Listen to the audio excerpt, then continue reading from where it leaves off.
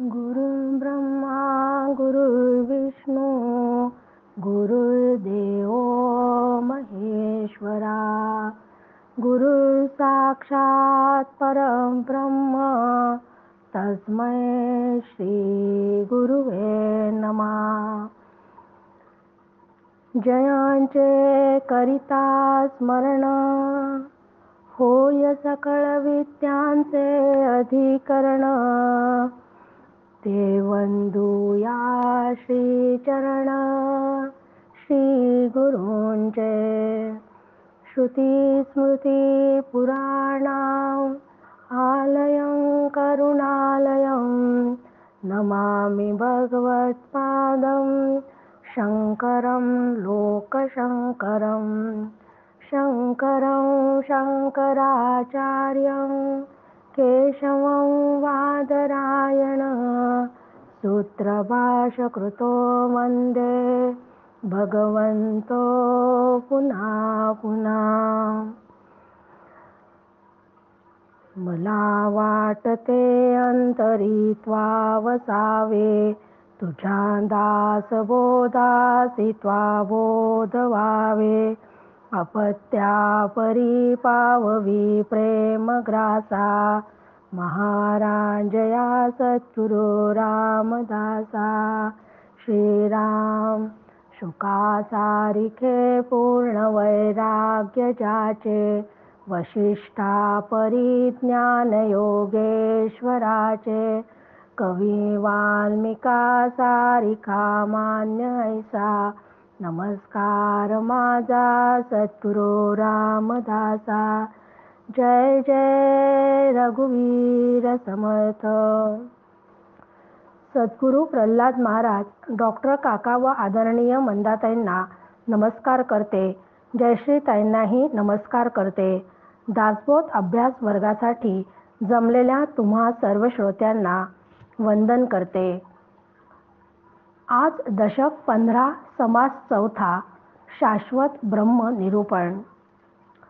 आपल्या इंद्रियांना सतत दिसणारे, आपल्या मनापर्यंत पोहोचणारे, आपल्या बुद्धीला आकलन होणारे व आपल्या वासना तृप्त करणारे जे दृश्य जगत आहे ते सतत बदलणारे आहे. म्हणूनच समर्थ या दृश्य जगत कसे माईक आहे हे पहिल्या 1 ते 22 ओव्यांमध्ये आपल्याला सांगत आहेत. श्रीराम समर्थ श्रीराम. पृथ्वीपासून झाली झाडे, झाडापासून होती लाकडे, लाकडे भस्मोन पुढे पृथ्वीच होय श्रीराम. की पृथ्वीतून पाणी व अन्नरस घेऊन वनस्पती निर्माण होतात, म्हणजे झाडे वाढतात. झाडे वाळले की त्याची लाकडे होतात. त्या लाकडांपासून अनेक खेळणी, फर्निचर वगैरे तयार केले जाते. पण नंतर त्या सगळ्या वस्तू पुढे जळून किंवा कुजून पुन्हा पृथ्वीशी एकरूप होतात. पृथ्वीपासून वेल होती, नाना जिन्नस फाफावती, वाळून कुजून मागुती पृथ्वीच होय श्रीराम. की अशा या पृथ्वीमधून अनेक प्रकारच्या वेली निर्माण झालेल्या आपण पाहतो. त्या वेलींना अनेक पाने, फुले, शेंगा, फळे इत्यादी विस्तारही त्याचा झालेला असतो.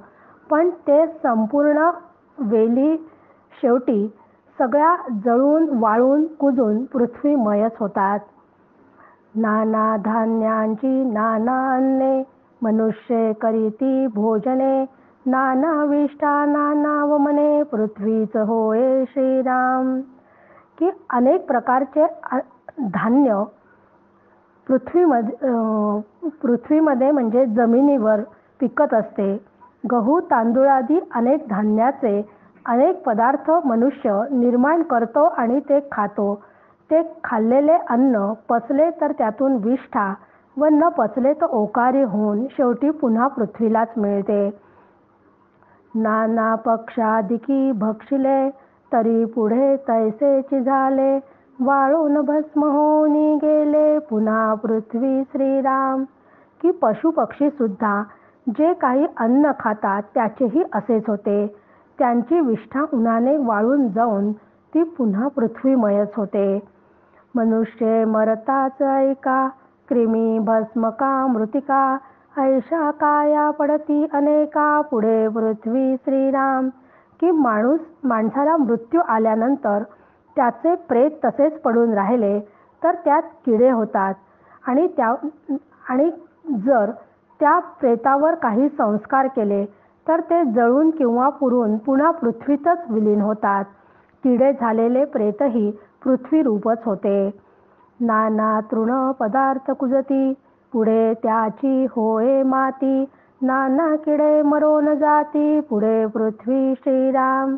की गवत झुडपांसारखे कित्येक पदार्थ कुजून व किडे इत्यादी मरून मातीला मिळून पुन्हा पृथ्वीशीच एक होतात. पदार्थ दाटले अपार, किती सांगावा विस्तार, पृथ्वी वाचून थार, कोणाच आहे श्रीराम. झाडपाले आणि तृण, पशु पक्षिता होते शेण, खात भूत भस्म मिळवण, पुन्हा पृथ्वी श्रीराम.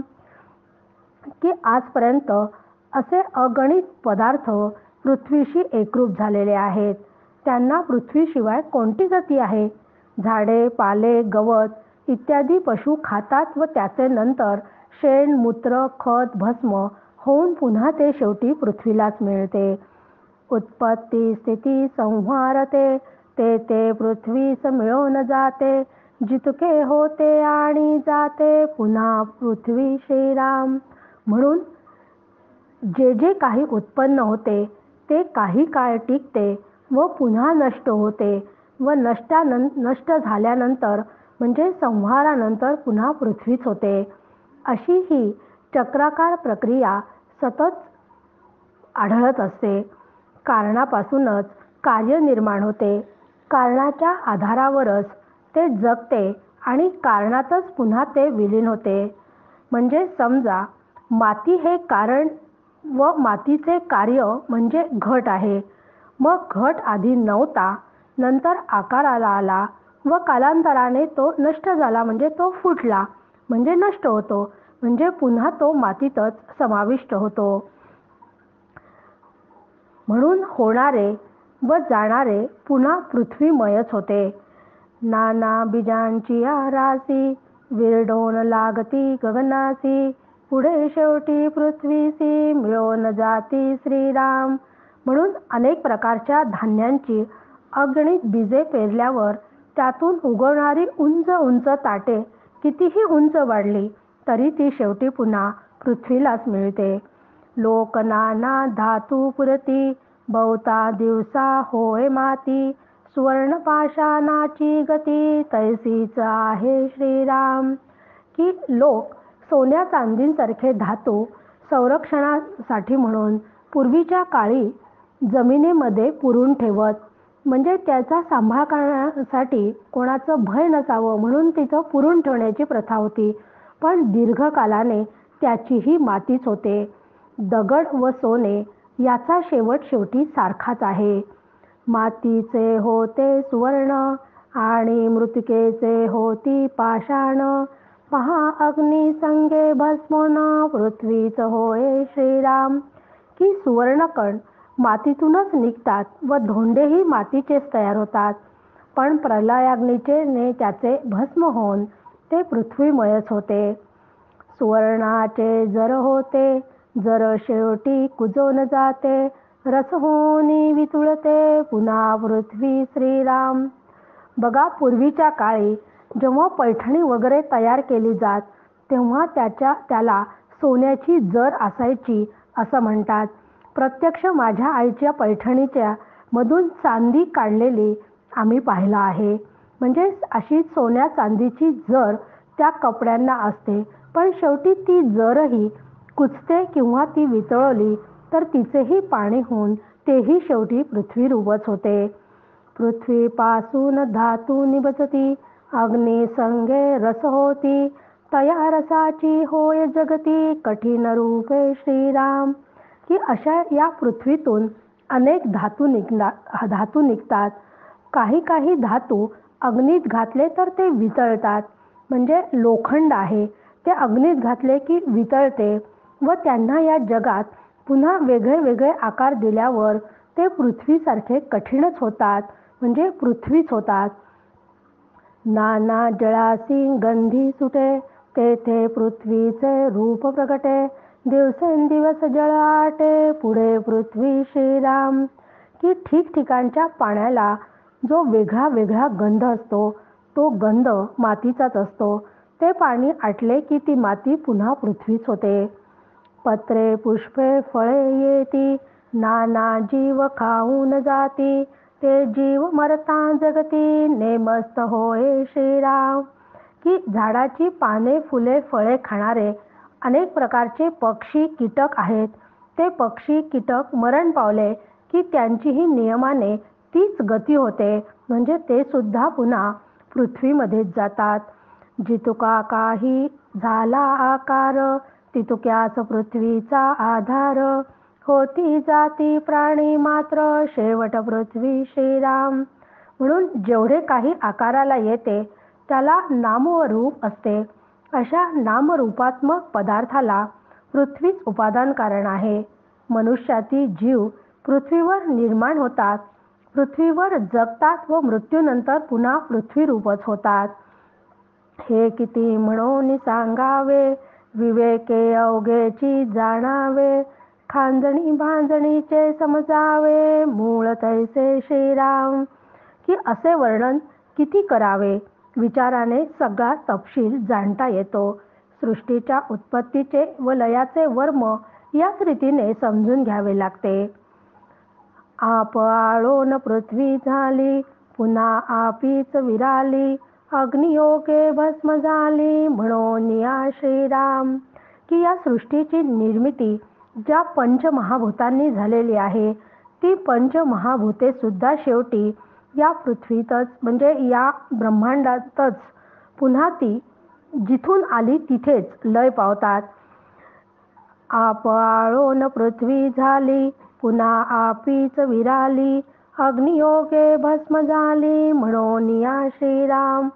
आप झाले तेजापासूनी, पुढे तेजे घेतले सोखुनी. ते तेजे झाले वायोचेनी, पुढे वायो झडपी श्रीराम. वायो गगनी निर्माण झाला, पुढे गगनीच विराला. ऐसे खांजणी भांजणीला, बरे पहा श्रीराम.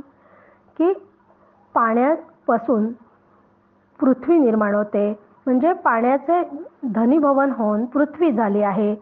प्रलयाग्नीने तिचे भस्म होऊन ती पुन्हा पाण्यात विरते, म्हणजे पृथ्वी ही पुन्हा जिथून निर्माण झाली, ज्या पाण्यापासून निर्माण झाली त्या पाण्यामध्येच पुन्हा ती विरते. तेजापासून पाणी झाले, पुढे प्रलयकाली तेजाने तेही वाळवले. ते तेज वायूपासून झाले आणि वायूने तेज पण विझवले. वायू आकाशात अकस्मात निर्माण झाला व पुढे तोही आकाशातच गडप झाला. अशी ही सृष्टीची उत्पत्ती व लय नीट लक्षात घ्यावे. याचाच अर्थ की जे जे निर्माण होते ते लयाला जाते. जे जे जेथे निर्माण होते ते ते तेथे लया जाते. येणे रीती पंचभूते, नाश पावती श्रीराम. की जे जेथून निर्माण होते ते त्यातच लय जाते, म्हणजे पंचमहाभूते सुद्धा अशीच आपापल्या कारणामध्ये लीन होतात. अशा या जगताचे 5 विकार आहेत. कारण जगत म्हणजे दृश्यसृष्टी ही विकारी आहे.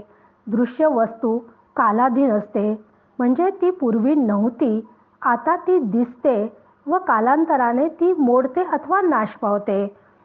दृश्य वस्तू म्हणजे सृष्टीतील ती प्रत्येक वस्तू एकदेशी असते, ती अल्प आकार धारण करते, म्हणून इकडची तिकडे तिला हलविता येते.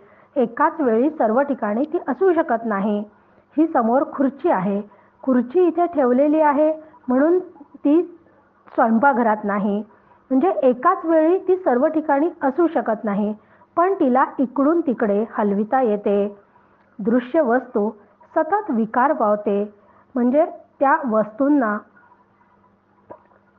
विकार आहे म्हणजे ती वाढते व झिजते पण. एवढे मोठे मोठे पर्वत त्याला देखील वाढ व घट आढळते. कालांतराने त्याच्यातील फरक स्पष्ट होतो. दृश्य वस्तूंवर माणूस संस्कार करू शकतो. निसर्गावर संस्कार करून माणसाने केवढ्या सुधारणा केल्या आहेत. त्याने पाण्याच्या साह्याने वीज निर्माण केली. वीज वापरून माणूस यंत्राच्या साह्याने मोठमोठी कामे पार पडतो. दृश्य वस्तू गुण आणि दोष यांचे मिश्रण असते. एखादा कलाकार सुंदर गायन करतो हा त्याचा चांगला गुण आहे. त्याच्याजवळ चांगला आवाज आहे हा त्याचा गुणच आहे. परंतु गाण्यासाठी त्याला दारू प्यावी लागते, त्याशिवाय त्याला ते जमतच नाही. असे हे विकार जगतात असतातच, पण त्या प्रत्येक वस्तूचा उपयोग करून घेता येतो, पण तो उपयोग करून घेणारा मात्र पाहिजे. असा सर्व दृश्य पसारा माईक म्हणजे मिथ्या, नाशवंत आहे. म्हणून आपल्याला दिसणारी ही संपूर्ण दृष्टी नाशवंत आहे. भूत म्हणजे निर्माण झाले, पुन्हा मागुते निमाले, पुढे शाश्वत उरले, परब्रह्म ते श्रीराम. की ज्याला ज्याला उत्पत्ती आहे त्याला भूत म्हणतात. डोळ्यांना दिसणारे जगत व माझा देहही हा उत्पन्न झालेला आहे, म्हणून तोही कालांतराने नष्ट होतो. मग अशा या संपूर्ण ब्रह्मांडाचा पसारा हा अशाश्वत आहे हे नक्कीच, परंतु त्या सर्व पसाऱ्याला चलित ठेवण्याचे काम करणारी शक्ती म्हणजे परब्रह्म मात्र शाश्वत अबाधित आहे. संपूर्ण जडचेतन अशाश्वत दृश्य या अधिष्ठानावरच भासते, ते ब्रह्म मात्र केवळ शाश्वत आहे. ते परब्रह्म जो कळेना, तो जन्म मृत्यू चुकेना, चत्वार खाणी जीवनाना, होणे घडे श्रीराम. की अशा या शाश्वत परब्रह्माला जो जाणत नाही, ज्याला ते कळत नाही व ते मी आहे असा अनुभवही घेत नाही, तोपर्यंत जन्म मरणाचे फेरे कधी संपणारच नाही. म्हणून चारी खाणीतही अनेक प्रकारचे जीव जन्माला येत असतात. त्यातील कुठल्या तरी जीवाच्या रूपाने जन्माला यावेच लागते. जडाचे मूळ ते चंचळ, चंचळाचे मूळ ते निश्चळ, निश्चळासी नाही मूळ, बरे पहा श्रीराम. की अचेतन सृष्टीचे जे मूळ आहे ते चंचळ आहे. त्या चंचळ ईश्वरापासून सृष्टी निर्माण झाली, तर चंचळ असणाऱ्या ईश्वराचे मूळ परब्रह्म असून परब्रह्मापासून ईश्वर उत्पन्न होतो. परब्रह्माला मात्र उत्पत्ती नाही, कारण परब्रह्म त्रिकालाबाधित आहे.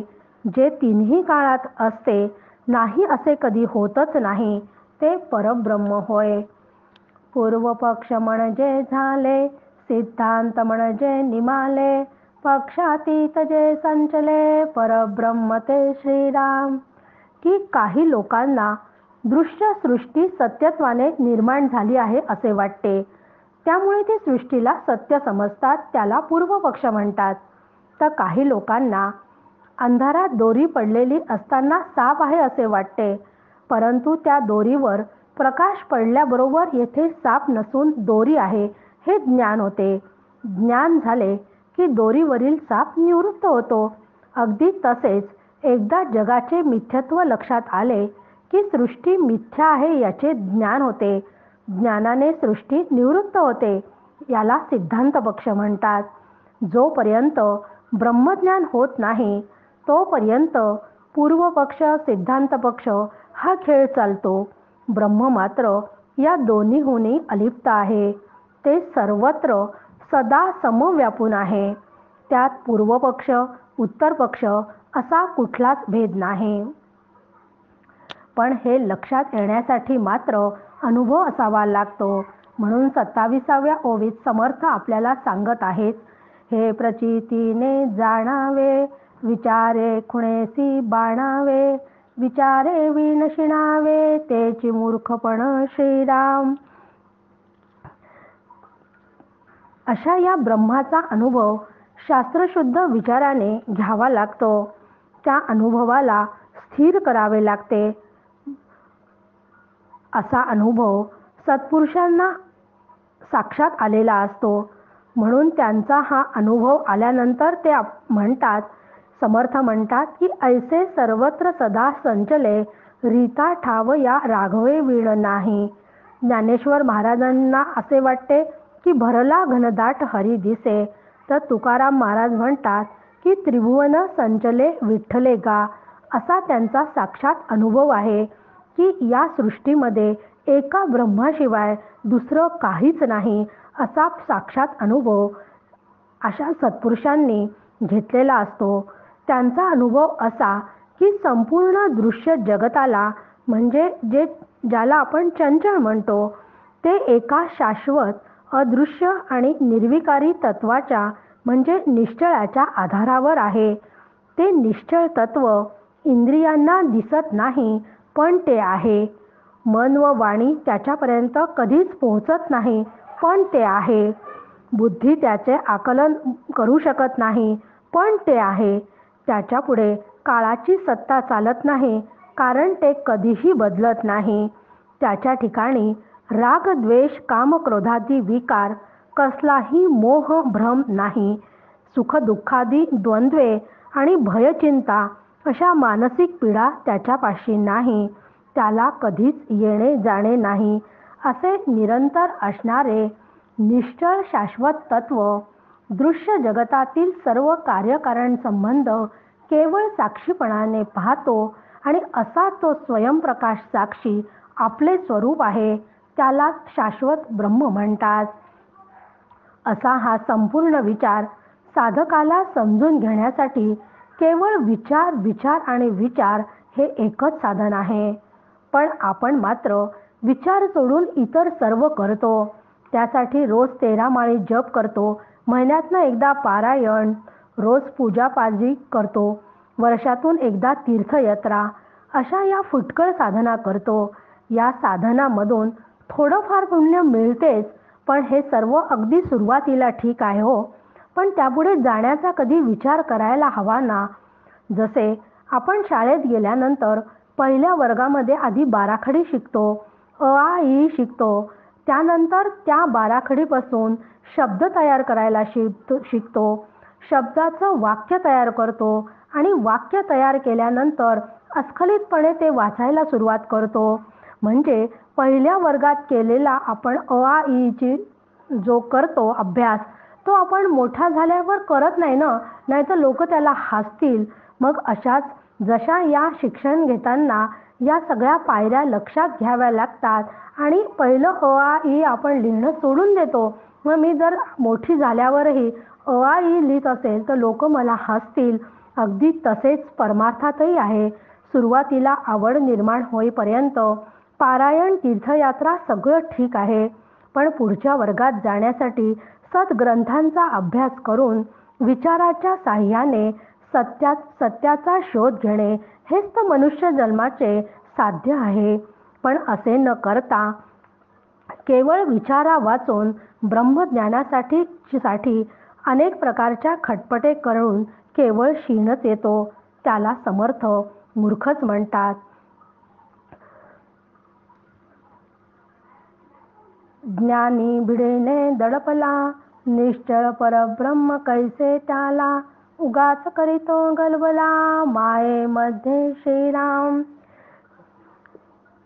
शास्त्र अभ्यास करायचा, त्यातील ज्ञानही संपादन करायचे, पण ते नुसते शब्दज्ञान घेऊन पंडित व्हायचे नाही, तर मला त्याचा अनुभव देखील आला पाहिजे. नाहीतर नुसतं परोक्ष ज्ञान होऊ नये. जो दृश्यसृष्टीचे मिथ्यत्व पूर्णपणे स्वीकारत नाही, त्याला तो मिथ्यत्व का स्वीकारत नाही? कारण त्याला ज्ञान तर प्राप्त झालेलं आहे, पण त्याला भीती वाटते की जगाचे मिथ्यत्व जर मी लोकांना सांगितले तर लोक माझ्या जवळ येणार नाही. माझं हे ज्ञान मग मी कोणाला सांगू जर माझ्याजवळ लोकच आले नाही, माझ्यापासून तर जर दूर गेले तर. म्हणून केवळ ज्ञानाच्या अहंकारापायी असे करणाऱ्या साधकाला निश्चळ ब्रह्मानुभव येत नाही. त्याच्या सर्व साधनांचा गोंधळ केवळ माईक सृष्टीतच चालतो, कारण केवळ वरवरच्या साधनांनी अनुभव कधीच येत नाही. अनुभवासाठी माया ओलांडून पुढे जावे लागते. म्हणून 29व्या ओवीमध्ये सुंदर विचार समर्थ आपल्याला सांगत आहेत. माया निशेष नाचली, पुढे स्थिती कैसी उरली, विचक्षणे विवरली पाहिजे स्वये श्रीराम. निशेष मायेचे निरसन, होता आत्मनिवेदन, वाच्यांश नाही विज्ञान, कैसे जाणावे श्रीराम. लोकांचे बोली जो लागला, तो अनुमानेच बुडाला, या कारणे प्रत्ययाला पाहिलेच पहावे श्रीराम. की अनुभवासाठी माया ओलांडून पुढे जावे लागते. पण माया निवृत्तीनंतर साधकाची अंतस्थिती कशी असते ती बुद्धिमान व चाणाक्ष साधकाने स्वतःची स्वतःच जाणून घेतली पाहिजे. कारण त्या परिस्थितीचे वर्णन शब्दात कधीच करता येत नाही. त्याचे वर्णन ज्यांना अनुभव आला ते कधीच त्या क्षणाला ते कधीच व्यक्त करू शकत नाही. ते ग्रंथातही सापडत नाही. समजा एखाद्या विहिरीभोवती कोणीतरी 4-5 मित्र उभे आहेत आणि त्यातील एका मित्राच्या हातामध्ये अंगठीशी चाळा करता करता ती अंगठी उडून विहिरीमध्ये पडली. मग त्या मित्रांमध्ये जो पोहणारा होता तो पोहणारा म्हणाला की थांब, मी उडी मारून तुझी अंगठी काढून आणतो. तो विहिरीमध्ये उडी मारतो. उडी मारल्यावर तो विहिरीतल्या तळाशी जातो. अंगठी त्याच्या हाताला लागते. पण ती अंगठी ज्या क्षणी त्याला लागते त्या क्षणी तो पाण्यात असल्यामुळे तो तिथे बोलू शकत नाही. तो वर आल्यावर सांगतो की मला ही अंगठी सापडली आहे. म्हणजे ज्या क्षणी अनुभव येतो त्या क्षणी जीव आणि ब्रह्म यांचं ऐक्य झालेलं असतं. त्या अनुभव त्या क्षणाला शब्दामध्ये कधीच व्यक्त करता येत नाही. जेव्हा अनुभव येतो तेव्हा जीवशिवाची भेट झालेली असल्यामुळे त्यांचं ऐक्य होते. मग सांगायला बोलायला कोणी शिल्लकच राहत नाही. ऐक्य झाले की त्या क्षणी तिथं दुसरं कोणीच नसतं. म्हणून मायेचा संपूर्ण निराश झाल्यावर जीवभाव नष्ट होतो आणि जीवभाव नष्ट झाल्याने तिथे आत्मनिवेदन साधते. आत्मा वाच्य नाही म्हणजे आत्मानुभव शब्दातीत आहे. साधनांची खटपट संपून झालेला स्थिर आत्मानुभव यालाच आपण विज्ञान म्हणतो. हा जाणण्याच्या मर्यादेत कधीच सापडत नाही. म्हणून परमार्थाच्या क्षेत्रात साधकाने वरवरचे ज्ञान मिळवणाऱ्या ज्याला शास्त्राचा आधार नाही अशा अविचारी लोकांच्या नादी कधीच लागू नये. अशा लोकांच्या नादी लागले तर केवळ अंदाजाच्या उलाढालीत परमार्थ बुडल्याशिवाय राहणार नाही. म्हणून साधकाने स्वतःच आत्मानुभूती वरचेवर घेत राहावी. रोज एकदा तरी आत्मवारी करावी. म्हणजे दिवसातून काही क्षण तरी मी देह नसून आत्मा आहे या विचारावर मन स्थिर करावे. अशी आत्मवारी आपणही रोज करण्याचा प्रयत्न करूयात. जय जय रघुवीर समर्थ.